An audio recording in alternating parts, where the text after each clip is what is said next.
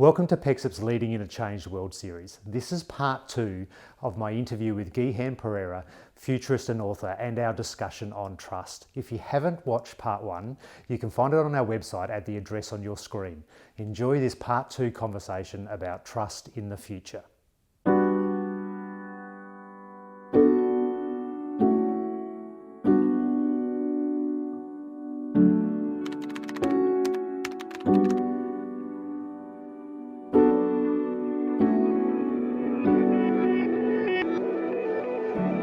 You mentioned to me before off camera about how an in-person team builds trust based on personal rapport, where a distributed team builds trust based on professional rapport. What's the difference? Yeah, and again, this comes back to the completely different environment, Ben. So given that, if you worked in an office, you hang out with the same people all the time, and people do build their trust based on those personal relationships. So you're seeing the same people on a Monday morning, you find out what they did over the weekend, maybe your kids go to the same school or live in the same neighborhood, and maybe you support the same footy team. And so that kind of trust, you build that personal rapport, the trust that way first, and then that spills over in a positive way into the professional relationship. Now with the distributed team, if you've got a team that's working from home, you've got an advantage already, because probably they're the same team members who work in the office as well. So you've already got that personal rapport. But you can, when you've got distributed team, you can bring in people from anywhere around the world, in fact, different cultures, slightly different time zones, different ways of working. But then if you want to build trust quickly, it's built based on the professional relationships.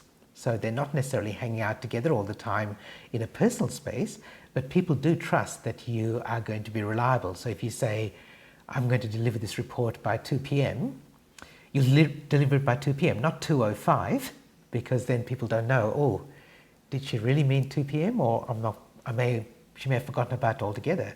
So people rely on things like reliability and dependability and consistency.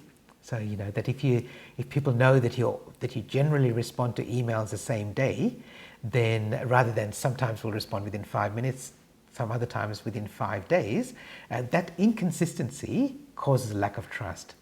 Whereas if you can be consistent, if you can be reliable and dependable, that builds a trust. So I can imagine an example where in the physical office, we've got a meeting at, use your example of 2 o'clock, and Bob hasn't turned up to the meeting at 2 o'clock, but because I'm in the office, I can actually see he's still on the phone at his workstation. It doesn't erode trust at all.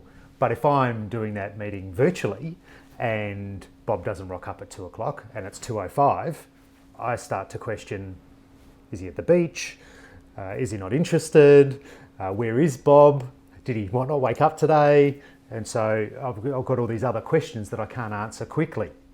Yeah, and that's a really good example, Ben, because what we're talking about here is teams have to create new rules and new guidelines around that, because in that situation, personally, I think it's Bob's responsibility to let his manager know that he's going to be 5 minutes late to the meeting. But many people just don't think that way, because they know that in the office they can wave to the manager and say, like, I'll be there in 5 minutes.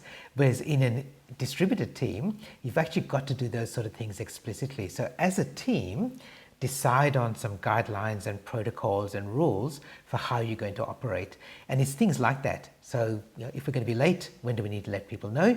There are other things like, if I need to make a decision and I can't get in touch with somebody, then what's the rule? Do I just go ahead and make the decision anyway? Like, what are the guidelines around that? Some decisions are bigger than others and we need to wait. Others we can go, let's follow the protocol. Others we can go, you know what, in this situation, let's break the rules, but be okay with breaking the rules. And that's what I mean by judgment. So there are things that we take for granted when you're thinking about judgment in an office. And when you move to a distributed workplace, whether that's working from home or elsewhere, you've just got to remake the rules, because you've got to operate judgment differently. It's like when you go to, if you've ever traveled in the US and people are driving on the other side of the road, you've got an automatic reaction to when you're crossing the road. You know which way to look first. And when you go to a country that people are driving the other side of the road, it's very easy to make that mistake and look the wrong way and walk out into incoming traffic. And I'd like to think that when you're thinking about a new workplace, it is a different environment. So think differently. Otherwise, you're at risk and you're vulnerable. When I lead a team, I always say to them that if they need to make a decision and they don't want to come to me, as long as they do three things. They do what's in the best interest of our company, the best interest of the customer, and they're not going to go to jail, then I'm fine. They can make the decision. Yeah, and look, but it's got to meet all three criteria. Exactly, and that's how I read Hastings at Netflix. So he's got a great book called No Rules, Rules. And he talks about how they gradually removed more and more rules at Netflix. And that was one of the things he said with things like expenses. He started off by saying, treat company money as if it was your own. And then he found that some people were quite extravagant with company money. And then he changed the rule, and the rule at Netflix is now, do act in the best interest of the company, which is the same as your first decision-making rule, Ben. So, and that's what you mean by building judgment. But not everyone has the skills and the experience to have that good judgment. So part of your job as a leader, as a manager, is to accelerate that experience curve. And when you've got a distributed team, you kind of got to do it differently. So I work with sales teams where in the past the sales manager would go for a drive with the salesperson, and the junior salesperson would go along and watch the way that his manager managed the meeting. And then eventually the manager should be able to say, you've seen me enough times, you can do this yourself now. In a distributed team where people are working from home, that may not be as easy, but there are other ways to achieve that. You can have people attending an online meeting, which otherwise they may not have attended, and they just sit there and they don't turn their mic on, they don't turn their camera on, or maybe they do, and the client says, and you can say to the client, this is just Ben, who's also part of the team, and he's just here to just listen and to take it in. And that's how you build judgment. But you've got to find other ways to accelerate that experience curve, which then helps people build that good judgment. There's an interesting piece here around trust about the responsibility of both parties. And for those employees that want to be trusted more, you talked before about our example of Bob, who should have let his boss know that he wasn't going to turn up to the meeting on time, and how it's his responsibility to do that. What else can employees do to elevate their boss's trust in them? Yeah, so I reckon there's a couple of things you can do. So one is to actually ask for more responsibility. And you don't ask for the biggest project and the most important thing on the critical path of a project that if it goes wrong, then everything goes wrong. So you ask for more and more responsibility and prove that you can be reliable and dependable, and under promise and over deliver. So as much as possible, build up that dependability and that consistency that makes your boss understand that, oh, Ben says he's going to deliver by this time. I know it's going to happen. And it's not just 1 minute before, but it can be, like a couple of hours before or a day before something was due, it comes in. So you build that, so you prove that you can be trusted, and then you're going to get more trust. And that's really the key for employees. If you want to build up that trust, then prove that you can actually exhibit good judgment. The other thing I'd recommend, Ben, is that if you do have a kind of an iffy situation and you've got to make a decision and you're not quite sure which way to go, and you do need to check in with your boss, then go to your boss with saying, you know what, this is a situation, this is what I think I would do, what do you reckon? So use them as a sounding board rather than as somebody who's going to give you the answer. So you've got that safety check, but you've also got the opportunity to say, this is what I would do. And so I assume working through your criteria about why you arrived at that decision, and I thought about this and this and this, and I've considered this, this and this, and this is the answer, helps them understand that you're actually thinking through the decision appropriately as well. Yeah, exactly. And you can, as a manager or leader, you can then guide them. And I always say that as a manager or leader, go with the attitude of going, yes, go ahead with that, unless there's a major problem with it. So if it's something that you might do differently, and your solution might be 20% better than theirs, let it go. Just go ahead and let them do it. right? Because that 20% is not going to be critical. If it's going to cost the company a lot of money, or it's going to cost their reputation, or it's a big decision that they're making in the wrong way, then obviously you say, no, don't do it that way. But in general, go with their choice more often, because it builds up that pattern of them continuing to do the same thing again. And coming back to your question about culture, that's how you build a culture, because people notice what happens and what gets measured and what behavior gets rewarded. So if you reward people taking initiative, they'll take more initiative, which means they'll get more experience, which means they'll build better judgment, which means you can trust them more.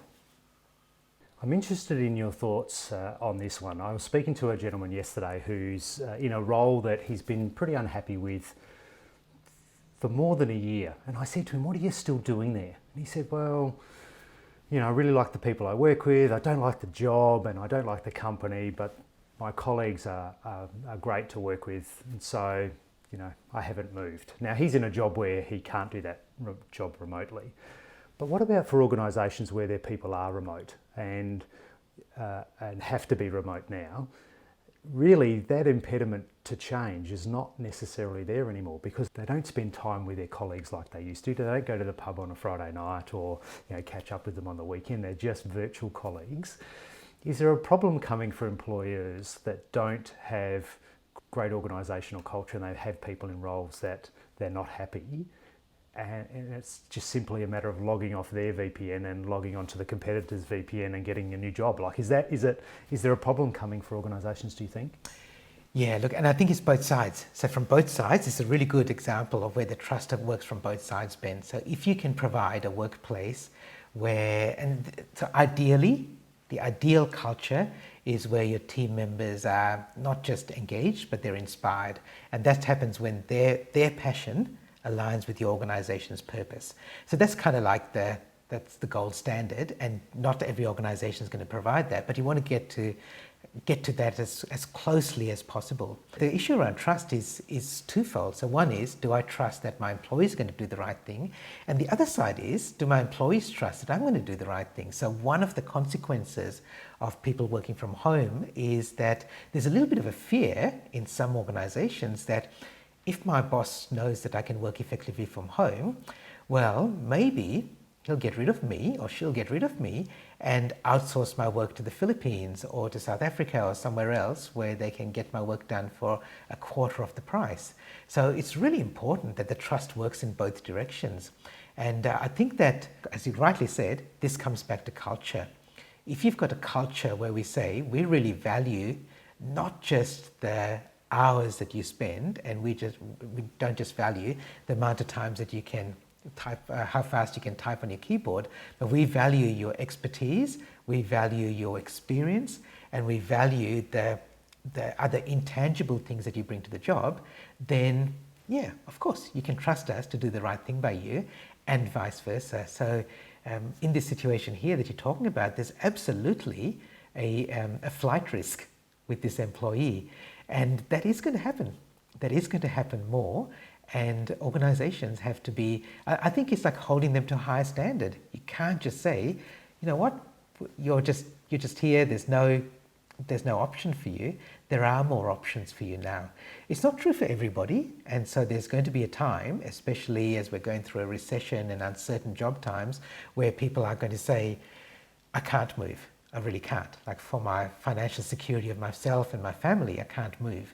But that's a short-term thing. And if you're relying on that, you're definitely not going to be attracting the best talent for the future. So you've got to get beyond that. That's kind of like below the line thinking. You've got to get above the line and go, we need to provide a workplace that's going to attract and keep the best people. And that's what I mean. The trust works in both directions. You've authored a couple of books, and I've got this one here, Disruption by Design, and I've got a quote here that I want to read out because I think it's really interesting, and I think it'll probably resonate with quite a lot of people. You say in here that most organisations don't start out to create a system of stupid rules, but many end up that way. This gets in the way of productive work and generates resentment and ridicule. Instead of policy, create guidelines and invest in building good judgment in your team. Trust them to use their judgment when deciding when to follow the guidelines, when to deviate from them, and when to stop in and when to stop and check in with you. I've certainly worked in organisations that have a whole bunch of stupid rules, and I've worked with many of them as well. How and why does that happen? So it generally happens unintentionally. Like nobody starts out saying we're going to create stupid rules for our organization, right?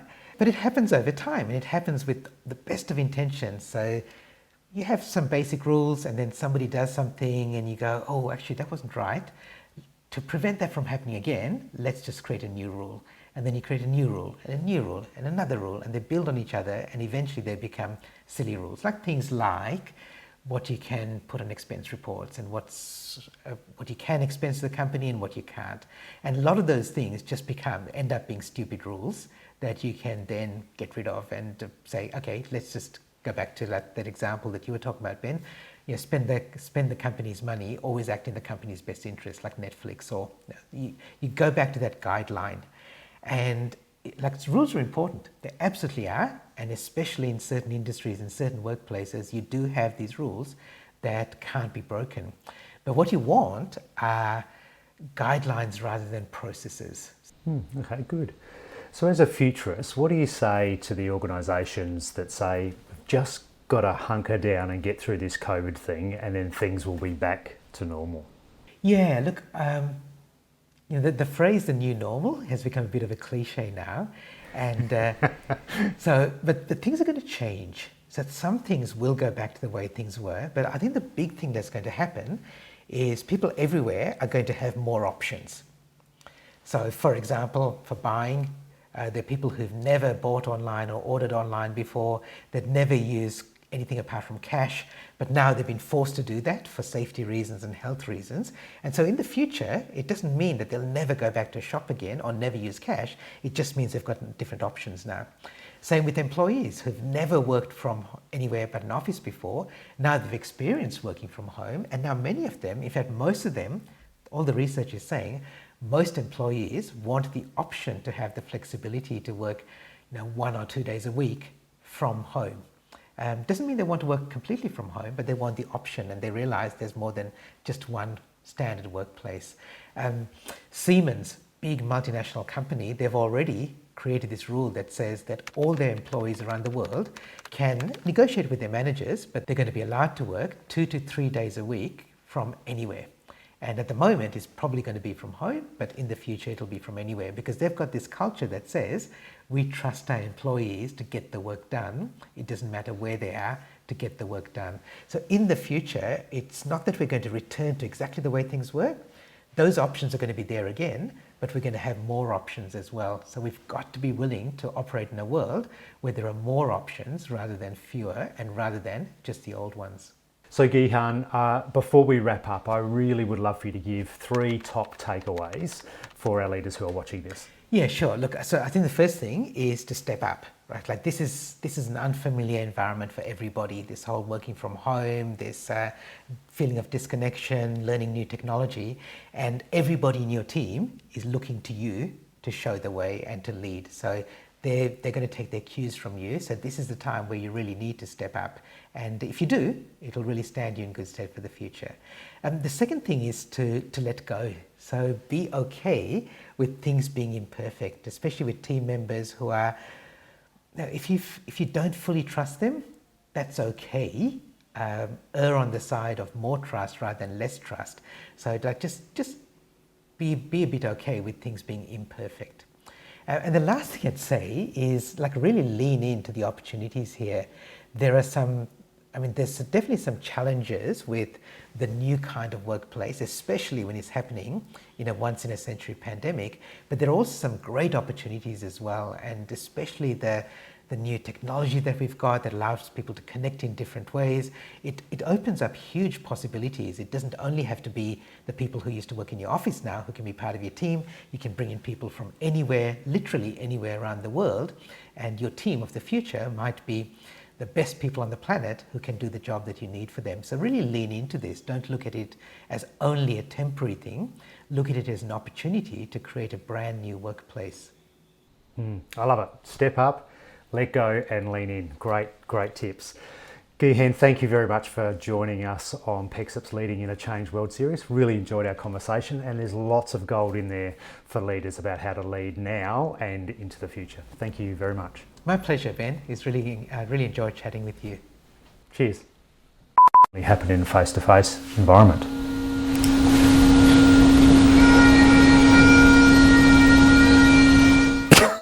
Hang on a second.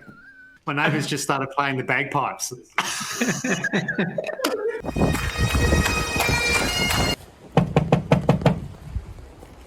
I haven't heard you play. Saying no. I haven't heard you play for ages. No, I had a health issue, so I'm back on board though now. We'll Stop. We're right in the middle of filming. And we're about halfway through the interview, and I went, "That's the funniest thing ever."